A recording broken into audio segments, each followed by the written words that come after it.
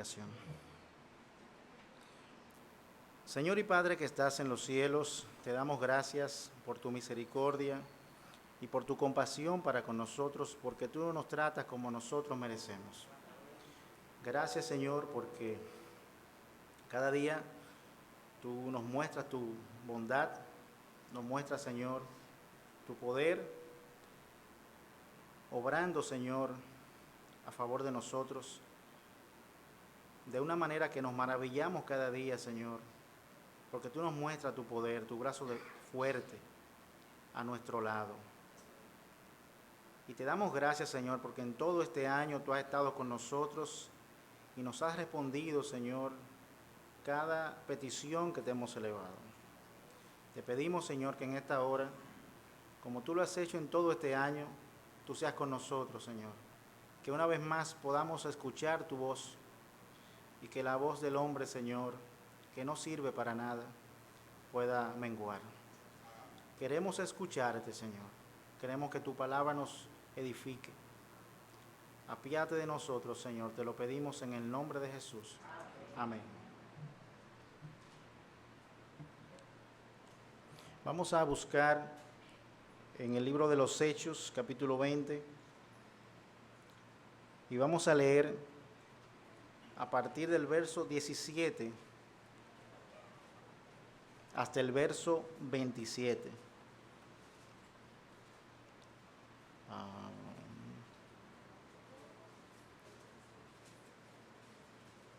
No será hasta el 27.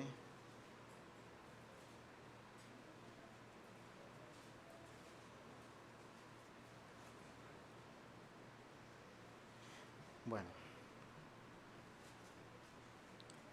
Libro de los Hechos, capítulo 20, verso 17.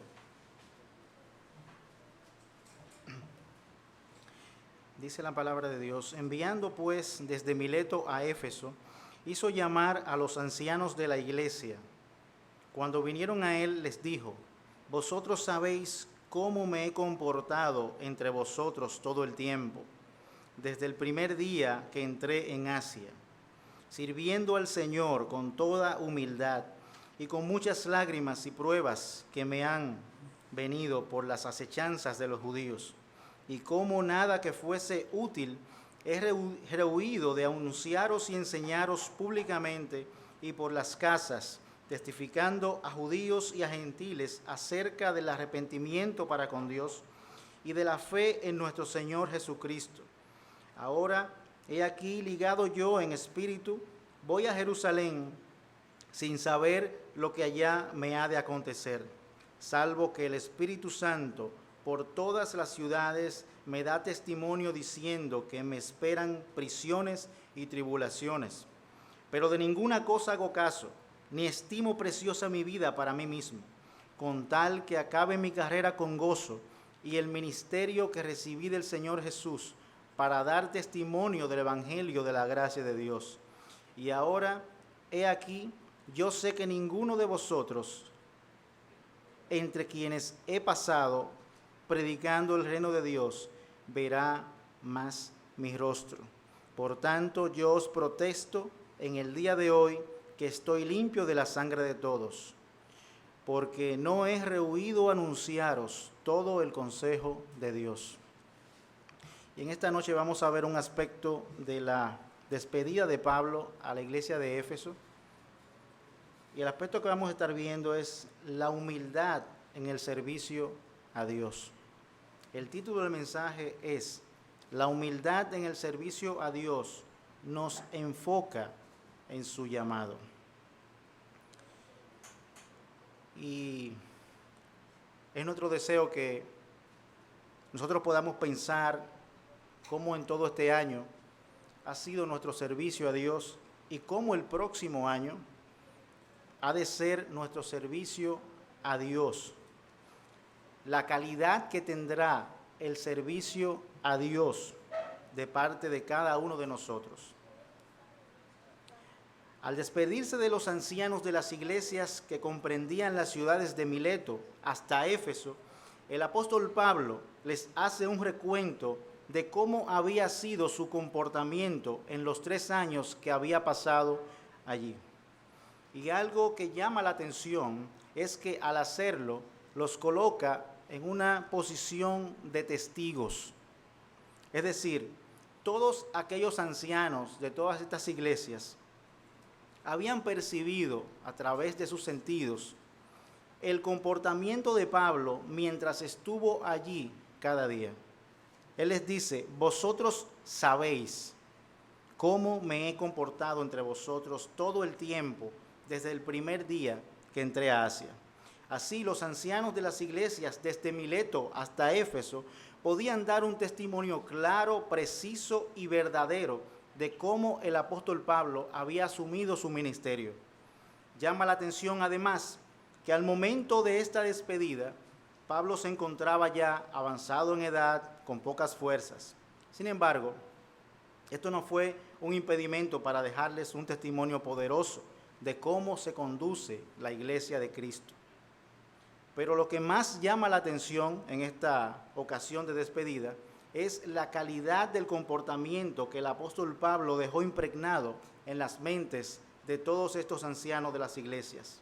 Les dice Pablo: sirviendo al Señor con toda humildad, por la ocasión de las palabras del apóstol, es decir, su despedida, y en razón de quienes eran, o más bien a quienes eran dirigidas estas palabras, se puede establecer que fácilmente Pablo estaba dando un reporte en forma de exhortación de cómo los que sirven en la iglesia de Cristo deben comportarse en el servicio, sirviendo al Señor con toda humildad. Y aunque Pablo pudiera tener una opinión muy humilde sobre su edad, sobre sus fuerzas, sobre sus limitaciones, el apóstol también expresa su humildad respecto a su intelecto, como lo vemos en Hechos capítulo 20, verso 24. Dice Pablo: pero de ninguna cosa hago caso, ni estimo preciosa mi vida para mí mismo, con tal que acabe mi carrera con gozo y el ministerio que recibí del Señor, para dar testimonio del Evangelio de la gracia de Dios. Así el apóstol expresa su dependencia de Cristo en la forma y modo de hacer y llevar a cabo su ministerio, en vez de su propia perspectiva de cómo se administra la iglesia de Dios. Y aunque por sus cartas podemos verificar que el apóstol Pablo era muy adelantado desde el punto de vista intelectual, se pone de relieve en cada uno de sus escritos su apego y dependencia a la voluntad del Señor de hacer justamente lo que el Señor le había pedido que hiciera. El apóstol Pablo, sin duda, que dependía del Señor en todo lo que hacía. La profunda humildad de Pablo también se ve en su total dependencia de Cristo, a diferencia de algunos de hoy en día que se comportan como si el poder de Dios, que Dios le da de manera transitoria a un hombre a través de sus dones y talentos, son solo para ejercerse de manera ocasional o cuando le plazca. El apóstol, por el contrario, reconoce que él se mantiene gloriándose en sus debilidades para exhibir solamente la gloria de Dios. De ahí que fuera en varias ocasiones hasta ridiculizado por algunos de sus adversarios, porque precisamente aquel que era perseguidor se convierte ahora en un seguidor de aquel que fue considerado un condenado más a la muerte de cruz. Nadie estaba tan dispuesto a trabajar con limitaciones y pequeñas provisiones como el apóstol Pablo. Y aunque en ocasiones les recordaba que por ser apóstol tenía ciertos privilegios, sin embargo, él mismo declara que había trabajado con sus manos para su sustento. El comportamiento del apóstol también pone de relieve un aspecto de la humildad, y es la preocupación por las almas. A pesar de que Pablo gozaba de grandes capacidades intelectuales, como para solo hablar a grandes multitudes, en su reporte Pablo trae a colación algo importante, y es que él iba de casa en casa. Este aspecto de la humildad nos conduce a mirarnos a nosotros mismos como siervos de aquel que no quiere que ninguno se pierda, sino que todos procedan al arrepentimiento. Segunda de Pedro capítulo 3, verso 9. Con mucha tristeza se puede apreciar todo lo contrario en nuestros días. Hay muchos pastores y con mucho gozo puedo exceptuar a nuestro pastor Guzmán, que en realidad ha sido un ejemplo por muchos años para nosotros. Y esto me trajo a la memoria el trabajo por años del pastor Guzmán, en contraste con la realidad nuestra en el día de hoy. Hay muchos pastores, hermanos, que gobiernan muchas iglesias grandes.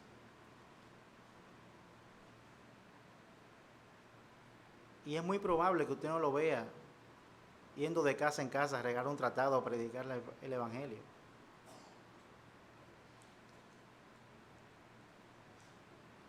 Y me llama mucho la atención de nuestro pastor Guzmán, porque de manera personal, y se lo he dicho a él, por eso se lo digo a ustedes, yo pienso que es una de las pocas personas de las cuales el Evangelio de hoy goza con un gran compromiso hacia Dios y su palabra. Y aunque hay muchos pastores y muchos predicadores que tienen una altura intelectual, muchos títulos profesionales, yo pienso que así como Pablo, los títulos profesionales, la buena dicción, la buena oratoria, no tienen nada que ver con el Evangelio o con la obra de Dios en la práctica.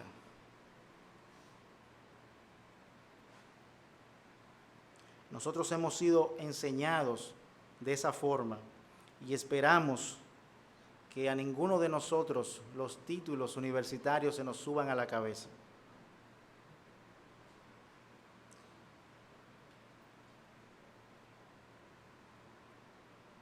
Si pudiéramos ser tan solo como el apóstol Pablo, en esa humildad de mente que lo caracterizaba, que no solo acepta, sino también que vive las consecuencias y necesidades que vienen con el servicio a Cristo y de su iglesia.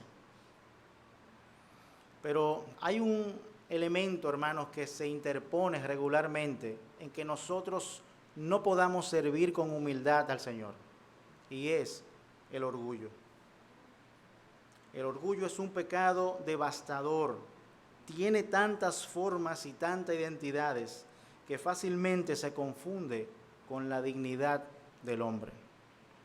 Y digo esto porque las condiciones en que el apóstol Pablo y los mártires de la iglesia vivieron por mucho tiempo fueron condiciones infrahumanas. Muchas de las historias que nosotros leemos de misioneros vivieron en condiciones infrahumanas y sin embargo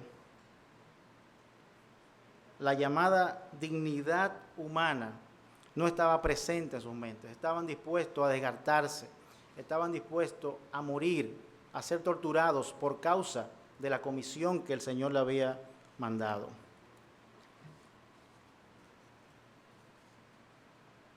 Así queremos ver, hermanos, algunas formas de cómo el orgullo se interpone en el servicio a Dios para que éste sea ofrecido al Señor con humildad.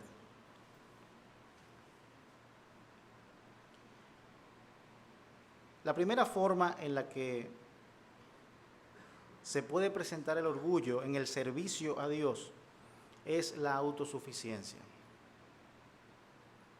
Este es un orgullo inflexible y no arrepentido, que se encuentra en la persona que no puede aceptar que él o ella esté mal.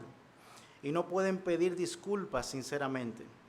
Las personas que alguna vez se arrepintieron ante el Señor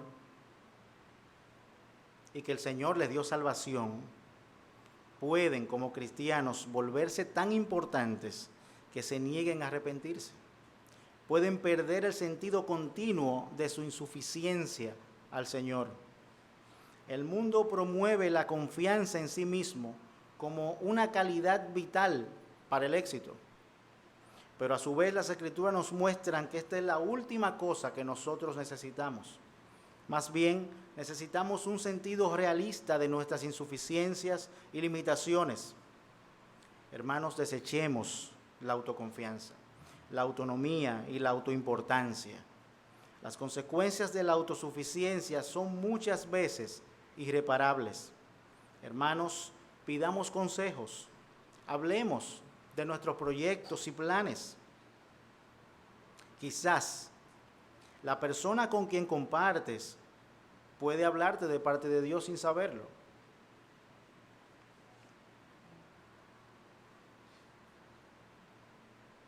Si entiendes que tu problema es muy personal o muy íntimo, te recomiendo que promuevas conversaciones relacionadas con tu problema.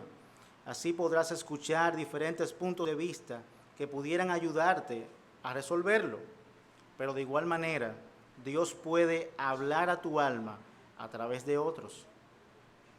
Recuerda que la autosuficiencia es la forma más mediocre de buscarle solución a tus problemas. Y en este punto no es que los demás vayan a tomar las decisiones por nosotros, sino que nosotros podamos edificarnos lo más posible para nosotros poder tomar las decisiones. Y estos consejos me parecen apropiados porque muchas veces cuando nosotros vamos en el servicio a Dios, tenemos alguna que otra idea, pero desconocemos por razón de nuestra experiencia. La experiencia siempre del hombre es limitada. Desconocemos algunas cosas, puede ser de lugares, puede ser de algunas personas incluso. Es bueno siempre buscar consejo y algunas veces se hace difícil por las personas que están involucradas en el servicio, pero siempre se puede buscar la forma de uno poder edificarse y no tener que enfrentar directamente para dañar alguna reputación de alguna persona.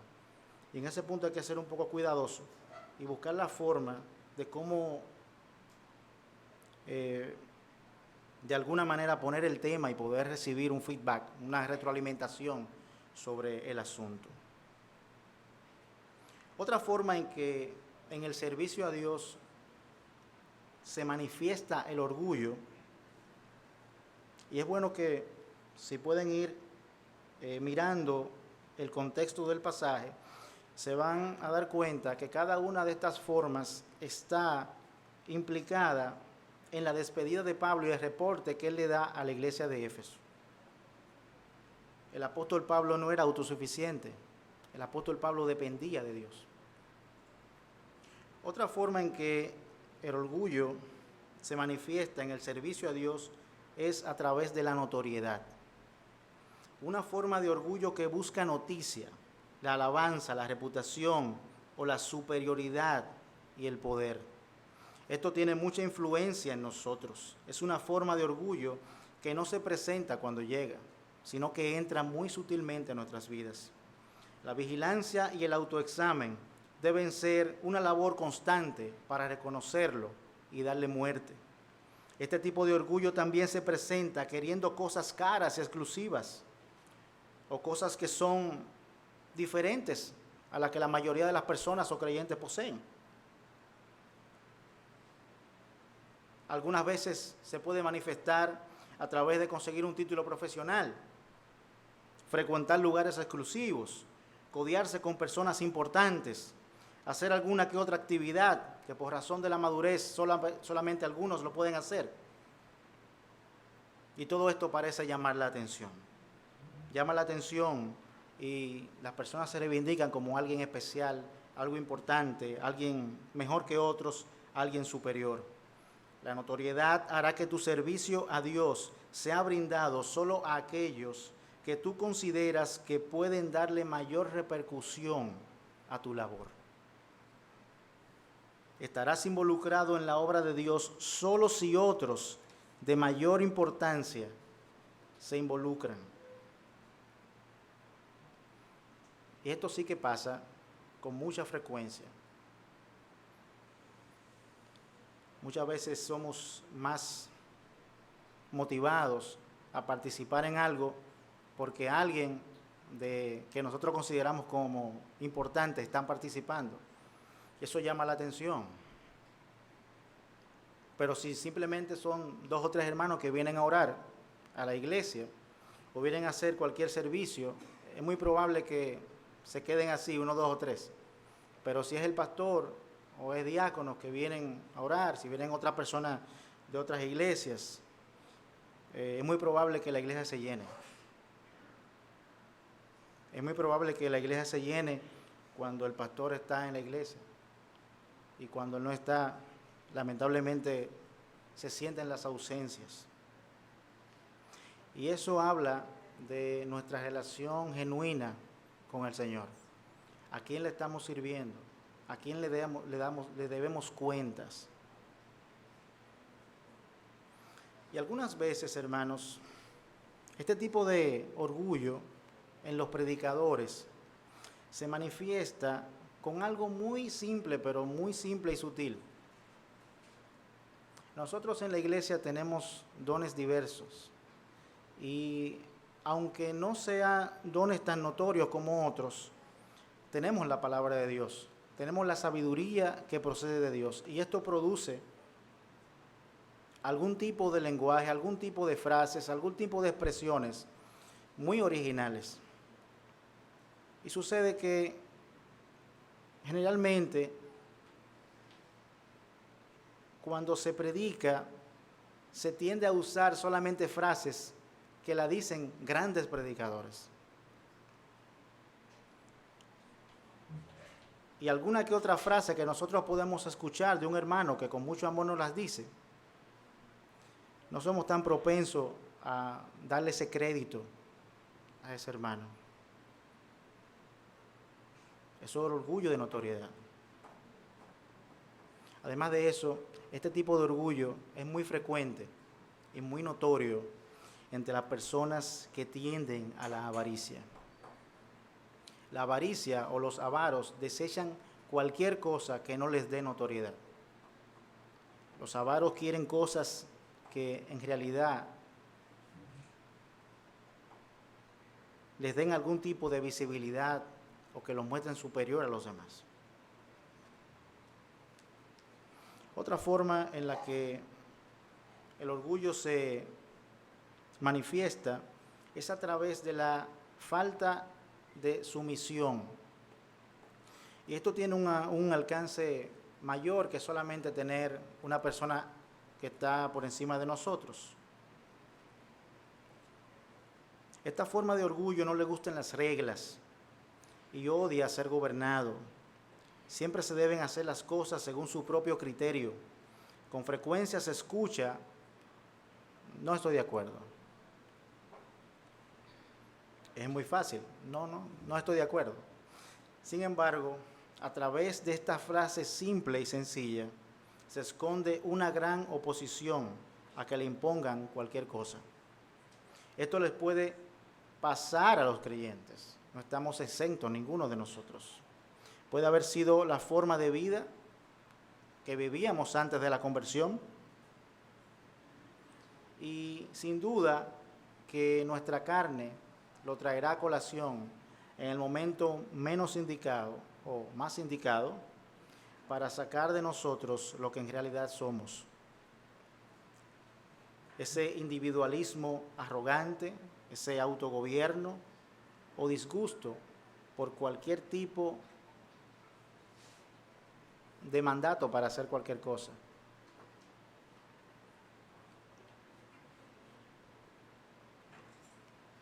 La falta de consideración a los demás, a los cuales las Escrituras nos llaman a tener como mayores que nosotros, revela la típica clase de orgullo que no acepta opiniones ni sugerencias.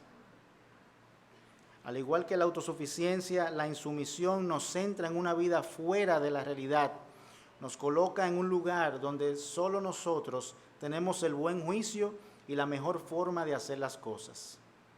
Este tipo de orgullo impide un crecimiento genuino al creyente, ya que el crecimiento personal y espiritual es legitimado por los que nos rodean. Y explico esto. Quienes nos catalogan a nosotros de cualquier cosa, no somos nosotros mismos, son las personas que nos rodean. Si las personas que nos rodean, las que viven con nosotros, las que trabajan con nosotros, las que andan regularmente con nosotros, dicen que somos orgullosos, es muy probable que lo seamos. Si las personas que nos rodean dicen que somos inteligentes, es muy probable que lo seamos. Si las personas que andan con nosotros dicen que somos humildes, es muy probable que lo seamos. No es una regla estricta, pero sí ese tipo de conducta tiende a reflejarse en la mayoría de las personas. Y son las personas que nos rodean que pueden decir qué somos en realidad y para qué damos. Y esto está plasmado en las Escrituras. Es la iglesia quien escoge sus diáconos. Inicialmente, ¿qué le dijeron los apóstoles a la multitud? Escojan ustedes, los varones, que sean adecuados, que estén llenos del Espíritu Santo y que tengan la capacidad de servir. Son las personas que nos rodean que van a decir en realidad qué somos nosotros. No somos nosotros mismos que nosotros nos podemos presentar como yo soy muy bueno, soy muy inteligente, muy hábil. Por eso el testimonio de los demás es importante. A pesar de que muchas personas dicen que no le importa lo que piense el otro. Eso es absurdo.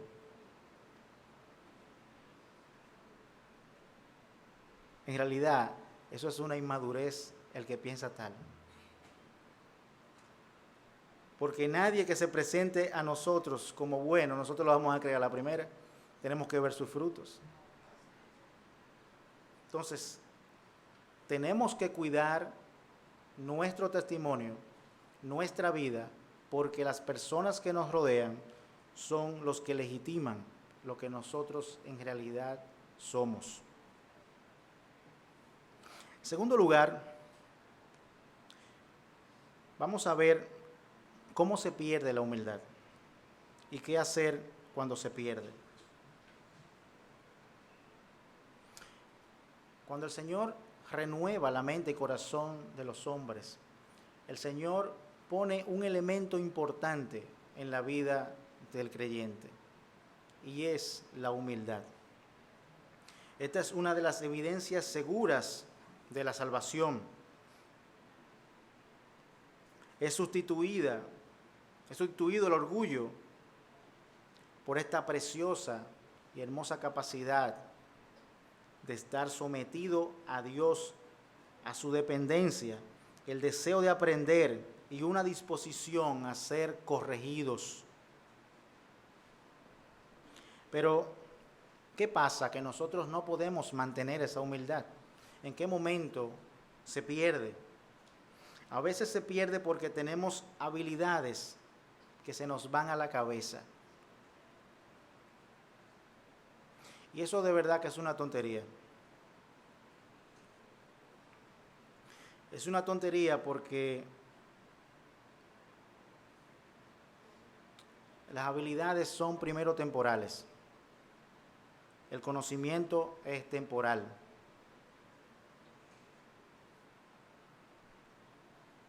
Y si nosotros le damos mucha mente a lo que nosotros somos, a lo que hemos adquirido, a las habilidades que tenemos, es muy probable que nuestro corazón se llene de orgullo.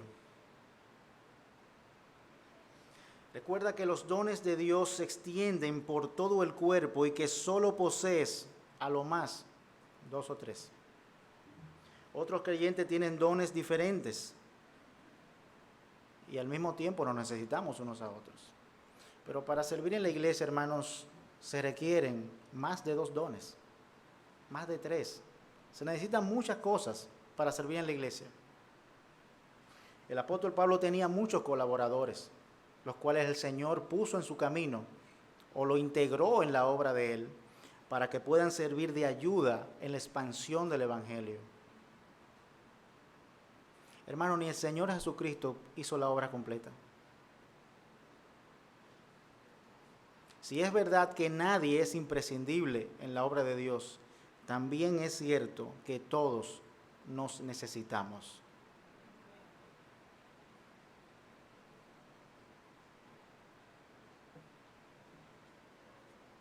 El que piense que es imprescindible, que le pregunte al Señor por qué Él escogió 12 personas para que prediquen el evangelio.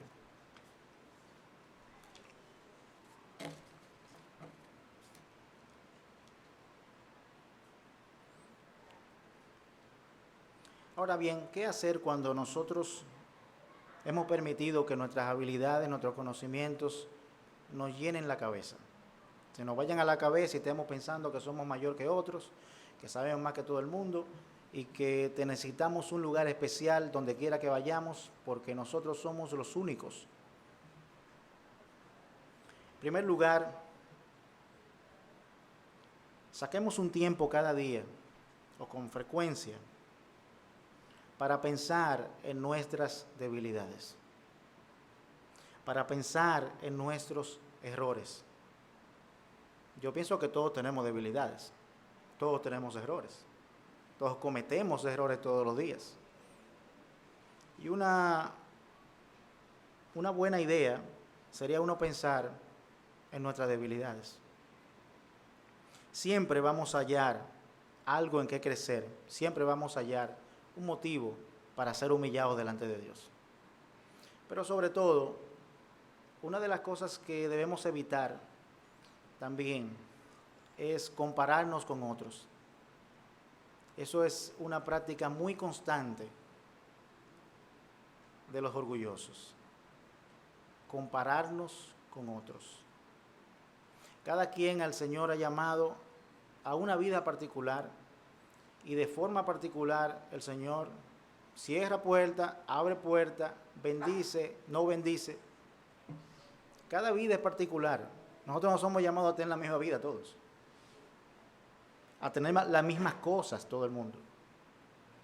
Entonces esa comparación inútil que se puede hacer con otra persona, en realidad es una pérdida de tiempo, porque cada uno de nosotros tenemos un objetivo en la vida, hacia dónde vamos.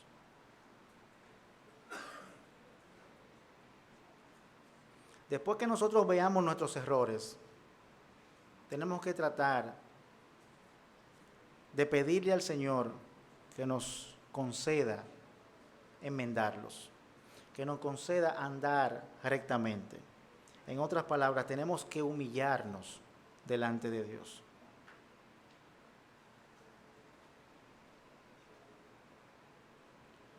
Otra cosa también que tenemos que pensar es ¿qué yo he hecho con lo que el Señor me ha dado? ¿Ha sido suficiente lo que yo he podido hacer con lo que el Señor me ha dado? Si yo reconozco que el Señor me ha dado dones, ¿qué he hecho con ellos? ¿Puedo yo pararme delante de Dios sin ningún tipo de pesar o de carga y decirle, Señor, yo he hecho todo lo que tú me has mandado a hacer? Aquí está multiplicado. Lo que tú me diste, te lo multipliqué. Sería una forma muy orgullosa de pararse delante de Dios y hasta muy atrevida y valiente. Decir que nosotros hemos hecho todo lo que el Señor nos ha dicho hacer.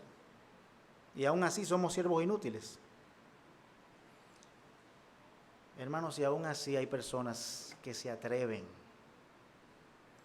Le digo esto porque lo he escuchado en estos predicadores sensacionalistas, erigirse como que en realidad han cumplido con el Señor. Eso es arrogancia. Es un orgullo desmedido. Piensa en los años en que recibiste mucho más de lo que nunca diste en el servicio al Señor y serás humillado por la deuda y la vergüenza. Así es como nos mantenemos a salvo y aferrados a nuestra humildad y a nuestra conversión. Recuerda que somos inútiles sin la bendición del Señor. ¿Qué hacemos nosotros con dones, con talentos, si delante de Dios no somos aceptables? No sirve de nada.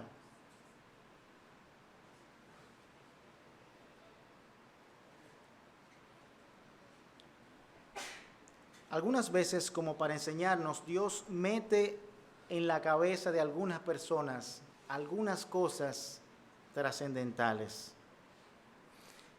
y las elige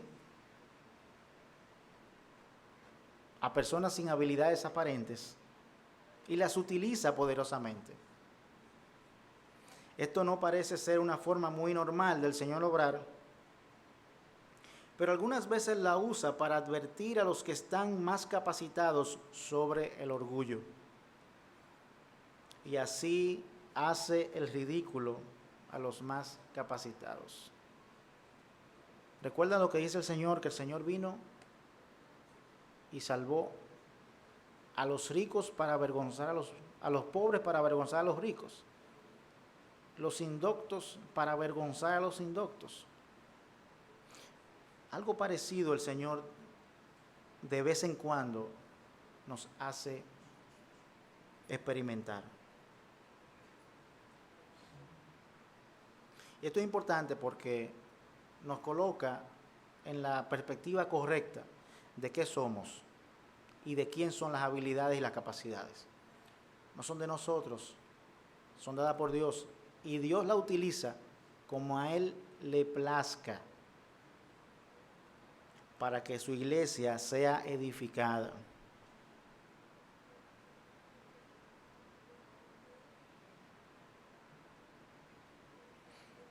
Ahora bien, si de alguna manera el Señor te ha permitido ser exitoso en alguna de las cosas que tú has hecho, no te vuelvas orgulloso ni te alabes a ti mismo. Reconoce en vez lo mucho que le debes a tus colegas, compañeros de trabajo, los creyentes que oran por ti y sobre todo a Dios, que da el crecimiento. Hermano, nadie llega solo. Nadie alcanza nada en la vida solo. Eso es mentira. Nadie. Si lo han visto en la televisión, es mentira. Nadie ha conseguido nada solo. Nadie. Nunca. Nunca nadie consiguió nada solo. Son cuentos de hadas que la proliferación del éxito ha promovido. El que tiene hijos, sus hijos han tenido que cargar con su éxito. El que tiene esposa, su esposa ha tenido que cargar con su éxito. El que tiene amigos, sus amigos han tenido que cargar con su éxito. El que tiene hermanos en la fe, también los hermanos en la fe han tenido que cargar con su éxito. Nadie consigue nada en esta vida solo. Y si alguno pudiera parecer que lo consigue solo, Dios es el que dirige, gobierna y sustenta todas las cosas. Así que nadie en esta vida conseguirá nada solo. Eso es mentira. Algunos cristianos pueden llegar a ser muy orgullosos de lo que saben. El antídoto para esto es reflexionar sobre lo que no saben, que seguro que será mucho mayor de lo que sabemos. Algunas personas son incluso orgullosas del tiempo que tienen siendo cristianos. Para curar esto, piensa en lo que has hecho todo este tiempo y cómo vas a dar cuenta de ello. Sin duda que esto es una lección de humildad y conduce a la profunda gratitud a Dios por la gracia que dispersa el mal olor a ese orgullo. En tercer lugar, hermanos, vamos a ver algunas relaciones entre lo que es ser siervo y ser humilde. ¿En qué se relaciona ser humilde con ser un siervo? Y vamos a ir más detenidamente en el contexto de nuestro pasaje. El apóstol Pablo se describe a sí mismo como un siervo del Señor. Lo que implica la palabra siervo en este pasaje tiene que ver con un servicio obligado, pero no una obligación impuesta por otros, más bien es una obligación de autodeterminación, como también el mismo Pablo lo expresa en 1 Corintios capítulo 9, verso 16. Pues si anuncio el Evangelio, no tengo por qué gloriarme, porque me es impuesta necesidad, y ay de mí si no anunciare el Evangelio. De esta manera el servicio a Dios tiene que ver con nuestra relación verdadera con el Señor Jesucristo. El comportarnos en la iglesia, en el trabajo, en la escuela, en la calle, en la casa, será el resultado de cómo nos relacionamos con Dios y su autoridad sobre nosotros.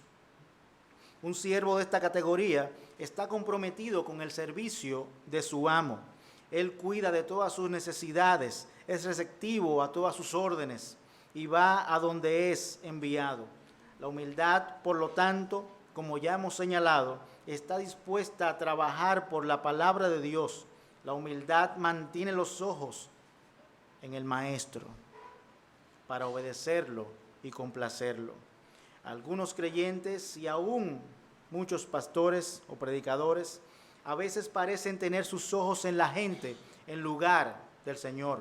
Algunos se preguntan cómo van a atraer más personas y cómo harán para complacerlos mejor. El apóstol veía solamente a Cristo para obtener instrucciones sobre los métodos y su aprobación. Nunca ajustó ni comprometió su enseñanza o enfoque para complacer los gustos carnales de los hombres. Además, un siervo de Cristo revisa constantemente su conducta a través del autoexamen humilde. Cada día, cada hora, ante cada toma de decisiones, se pregunta, ¿qué he hecho? ¿En qué he ofendido al Señor? ¿Qué dicen las Escrituras sobre lo que voy a hacer? ¿Cuáles han sido los pecados que he cometido por omisión? ¿Cuáles cosas he dejado de hacer? ¿Cómo puedo mejorar en mi trabajo? ¿Cómo puedo hacer las cosas mejor para Dios? Hermanos, el orgullo muy rara vez revisa, pero la humildad lo hace con mucha frecuencia. El orgulloso nunca mira hacia atrás, siempre dice, lo hice así, lo hice bien y así lo mantengo. Esta ha sido mi palabra y así la mantengo.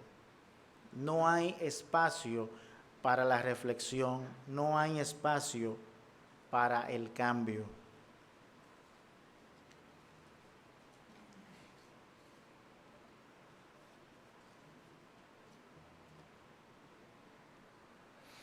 En el servicio a Dios, hermanos, nosotros tenemos algunas limitaciones que son legítimas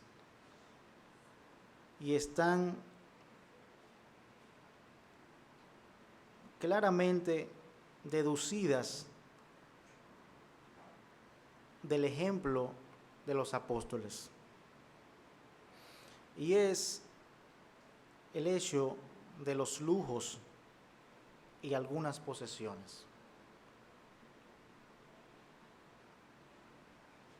El siervo de Cristo no debe tener lujos.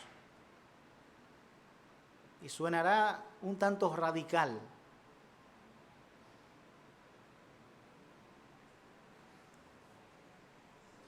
pero vamos a explicar.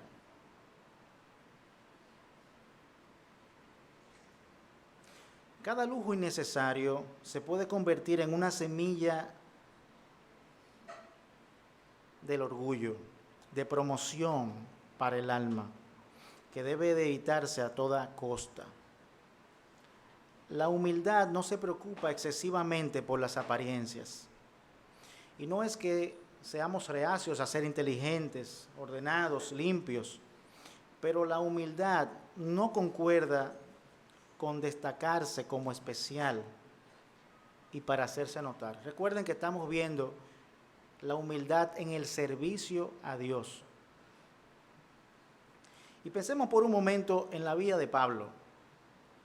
Pablo tenía un encargo, como todos nosotros lo tenemos, solo que nosotros vivimos una vida diferente, con poca abnegación, con poco compromiso. Pero imagínense ustedes, por ejemplo, que nuestro hermano Andrés y ahora el pastor Dante vaya allí a Juticalpa, en una comunidad pobre, con muchas necesidades, y que parte de sus expectativas sea tener lujos en su casa. Y es bueno aclarar que cuando hablo de lujos, hablo de cosas que son innecesarias, que aunque tengan valor, son innecesarias, pero que además de eso, son algunas de las cosas que todos nosotros conocemos, de los cuales las personas con menor poder adquisitivo o con una economía inferior a la de nosotros se sentirían un poco abrumadas al ver cómo vive el pastor y cómo vive la iglesia.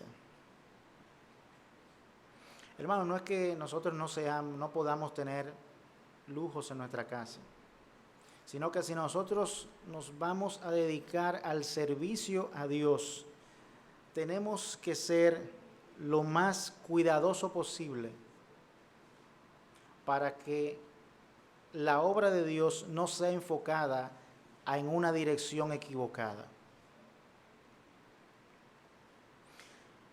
Y en ese sentido, nosotros como siervos de Cristo, en medio de la obra de Dios, tenemos que tratar de que este evangelio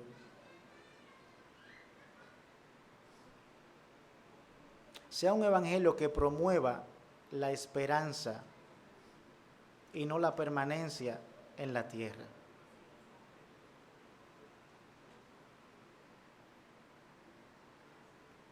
Y de seguro que respeto a cada quien que tenga una idea contraria, pero la presunción de algunos bienes muchas veces es un impedimento para que la persona pueda prestar su oído al evangelio. Es algo muy sencillo, porque ¿cómo es que tú tienes la esperanza en los cielos y estás amontonando muchísimas cosas acá?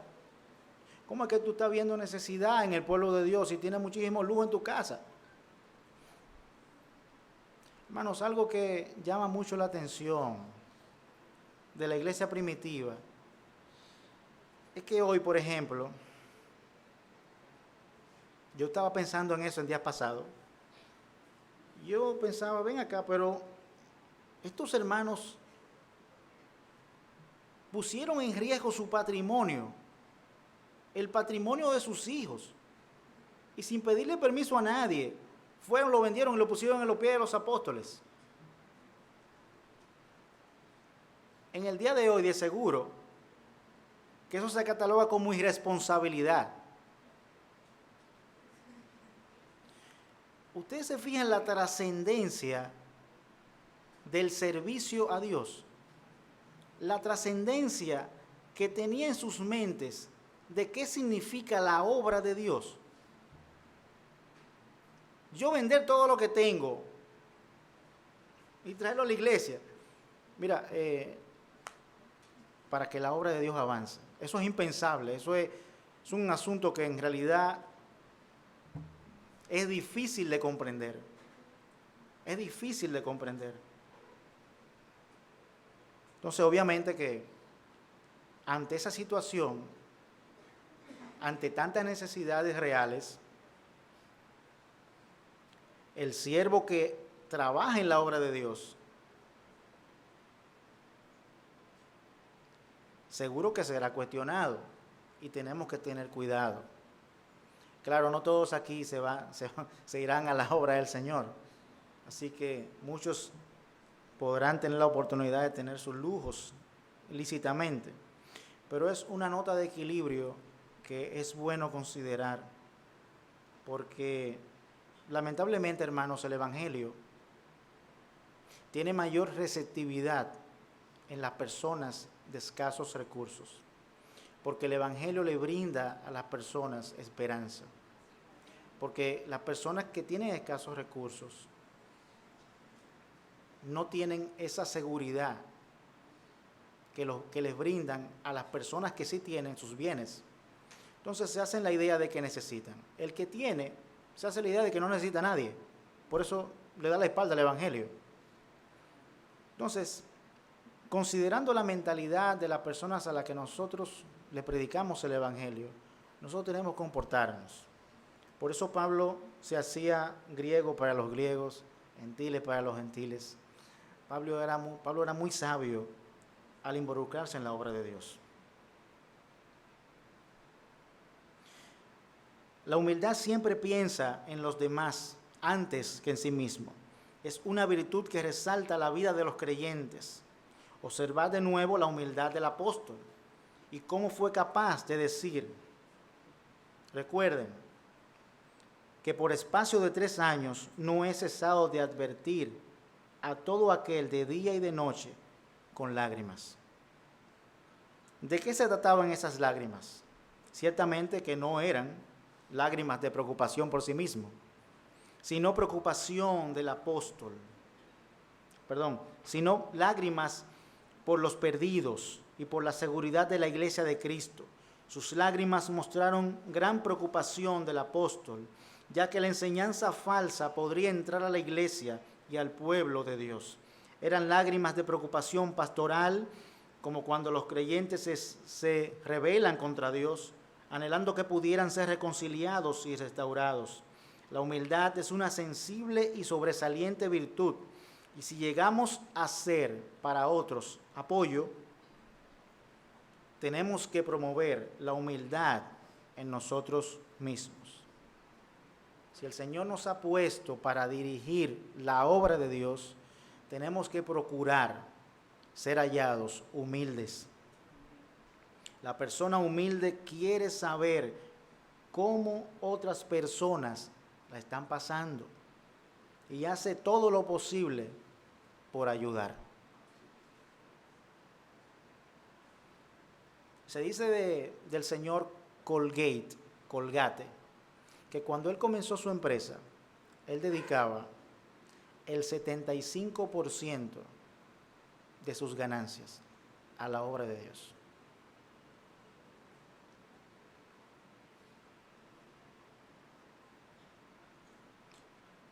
Es muy impactante la historia de este hombre, porque él estaba convencido de que lo más importante que necesitaba el hombre no era producto ni nada de eso, y él estaba produciendo riquezas para que la obra de Dios pudiera avanzar.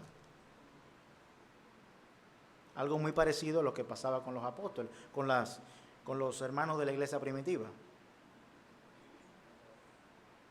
Entonces, hermanos, cuando nosotros tenemos la oportunidad de servir,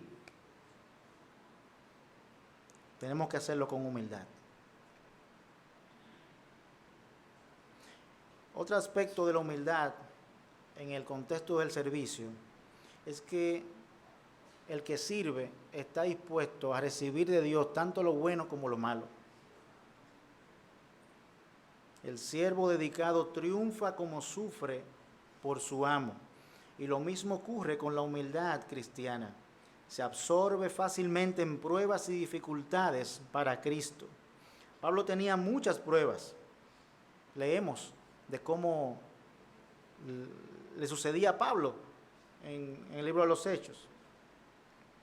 Y sabemos que sufrió muchas más, porque en Hechos capítulo 20, verso 19, Pablo dice: tentaciones que me han venido por las acechanzas de los judíos. Y él lo expresa en forma plural, lo que significa que dichas amenazas y trampas eran comunes y continuas para él.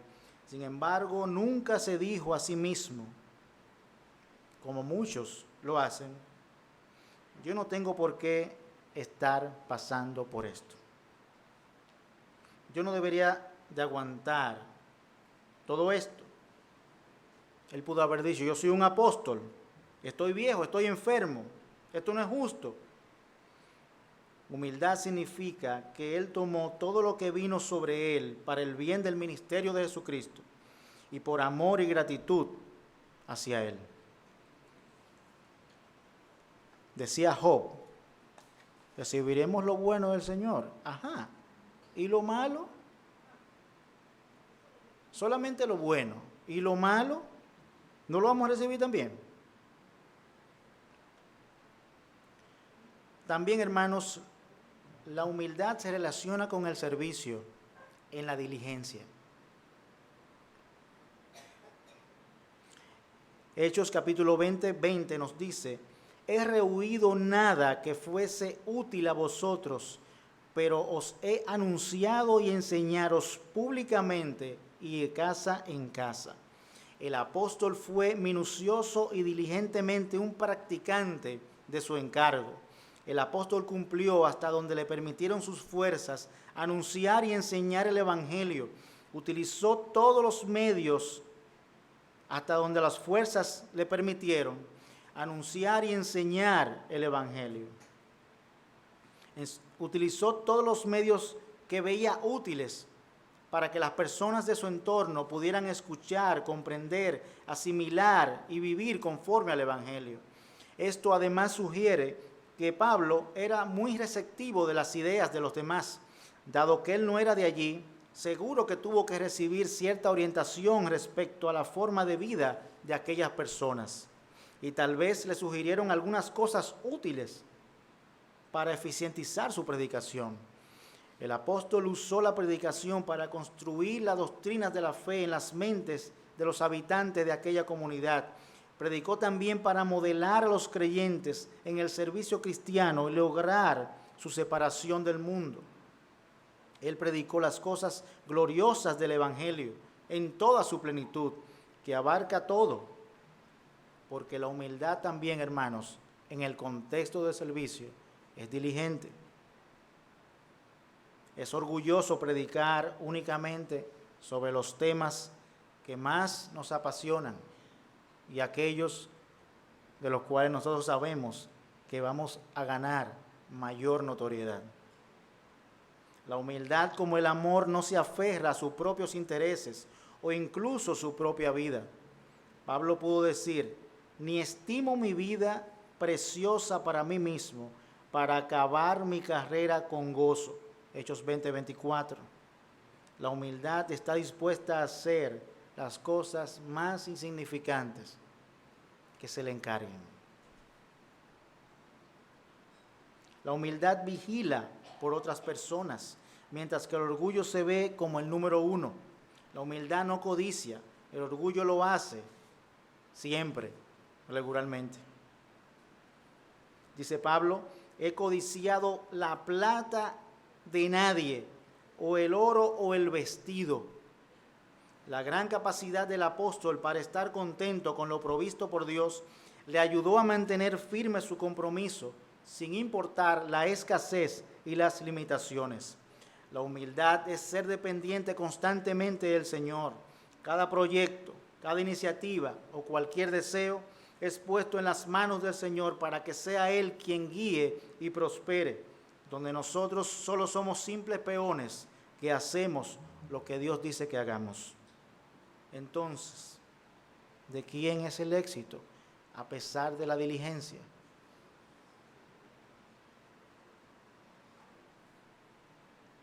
Toda la gloria sean dadas a Dios.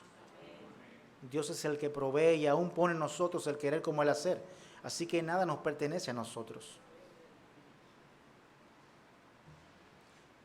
Hermanos, el orgullo es devastador.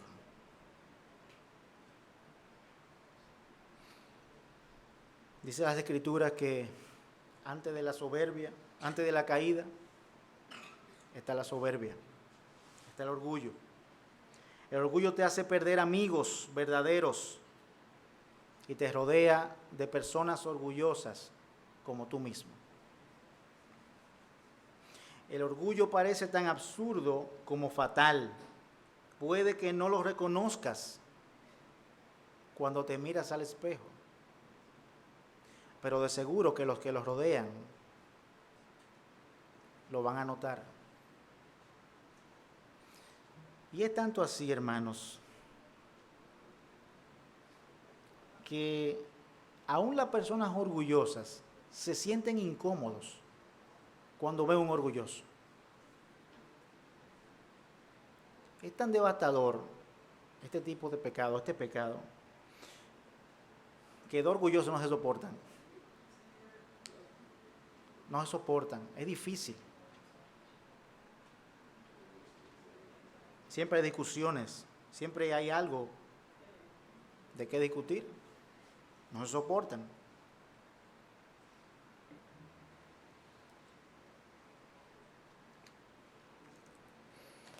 El orgullo nubla el juicio. Les roba la perspectiva a las personas de tomar buenas decisiones. El orgullo rechaza el consejo y confía solo en sus propias conclusiones. El orgullo es como el rey en el libro de los Proverbios, que se rodeó de oficiales y nombró a los tontos como secretarios, porque se sentía amenazado de tener gente más sabia que él. ¿Recuerdan la historia?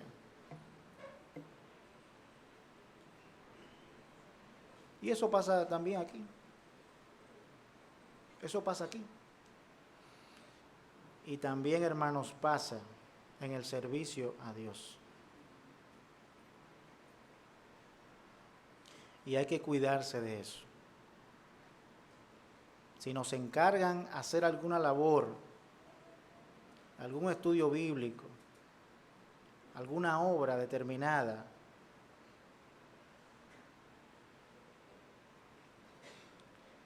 busquemos la persona que nosotros entendemos que sabe más que nosotros. ¿Ustedes recuerdan? Seguro que sí. ¿Recuerdan a Balaguer? Es igual. El que más sabía era él. Él no le interesaba que otras personas aprendieran, porque era una competencia. Y eso, todos conocen la historia de nuestro país. Atraso total. Entonces, si queremos que nuestro servicio a Dios prospere, lo primero que tenemos que identificar es cuáles son las personas que yo, por ejemplo, si voy a hacer algo, cuáles son las personas que yo entiendo son más capaces que yo. De seguro que un servicio de esta forma y rodeada de la calidad de este tipo de personas va a prosperar. Y no solamente va a prosperar, sino que se va a mantener. Porque en realidad ninguno seremos imprescindibles. Y en la multitud de consejos está la sabiduría. Y el orgullo, hermanos, infecta todos los pensamientos y esperanzas de una persona. Y si no se combate a tiempo, solo podrá ser purgado por una caída humillante y una aflicción aguda. El Señor dijo en Lucas capítulo 14, verso 11, porque todo aquel que se enaltece, de seguro será humillado, y el que se humilla, de seguro será enaltecido.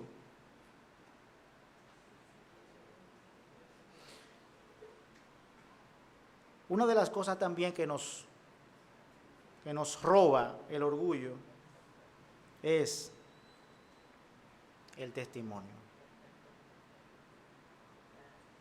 El orgulloso da poco testimonio porque él sobreestima lo poco que hace.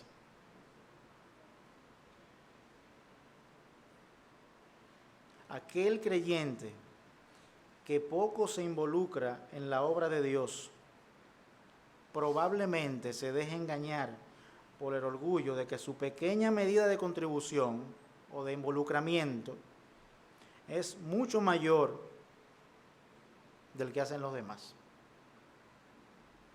Y los diáconos y los pastores lo reconocen, y uno mismo lo puede reconocer.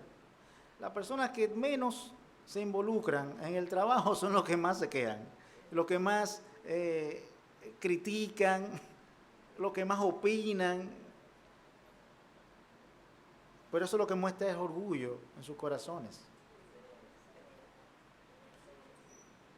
El que está involucrado en la obra de Dios pocas veces criticará, pocas veces lo hará, porque está involucrado en el hacer, conoce las situaciones que se están dando.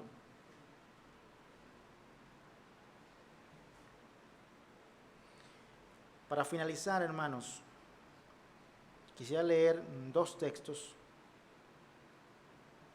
a este respecto.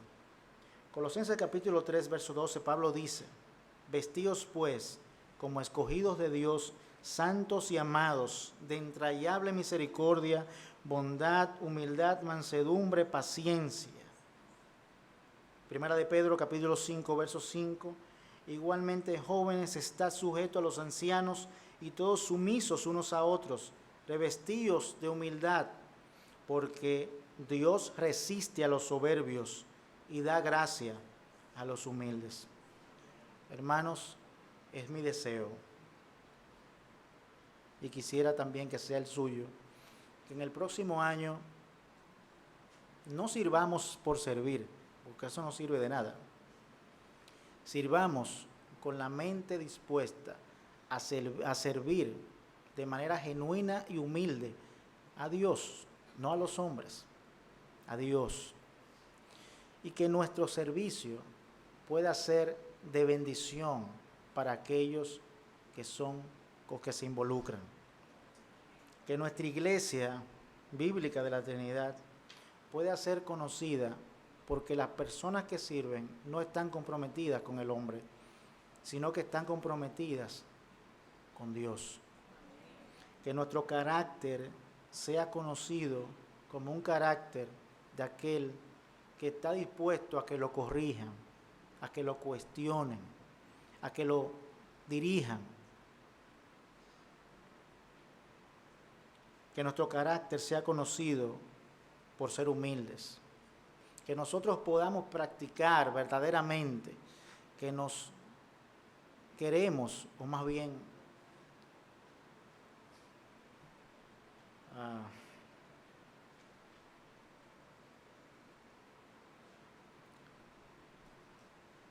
bueno, se me olvidó en realidad, pero que queremos estar con las personas que nosotros consideramos mayores que nosotros. Que nos queramos los unos con los unos al otro, que no haya ese tipo de rencilla, que no haya ese roce pernicioso que lacera las relaciones entre los hermanos, que podamos ser conocidos como personas humildes, de entrañable misericordia. Vamos a orar. Señor y Padre que estás en los cielos, te damos gracias, Señor, porque tú nos amonestas a través de tu palabra. Te pedimos, Señor, que tú nos ayudes a ser mansos y humildes de corazón como nuestro Señor y Salvador Jesucristo. Que los que nos rodean, Señor, puedan dar un buen testimonio de nosotros. Que los que nos rodean nos comparen con Cristo. Señor, ayúdanos a cultivar entre nosotros una verdadera hermandad, Señor, aquella que nos recuerda la morada eterna a la cual vamos, que nos recuerda, Señor, que estamos de tránsito en esta tierra y que vamos a morar por la eternidad contigo todos juntos. Ayúdanos, Señor, a tener una buena, genuina y verdadera comunión los unos con los otros, donde Cristo sea el centro que nos una. Ten misericordia, Padre, y que en este nuevo año, Padre, nosotros como iglesia podamos poner las manos en el arado, echar hacia adelante, Señor, confiando y dependiendo solamente de ti, Padre. Ayúdanos, Señor, te lo pedimos en el nombre de Jesús. Amén.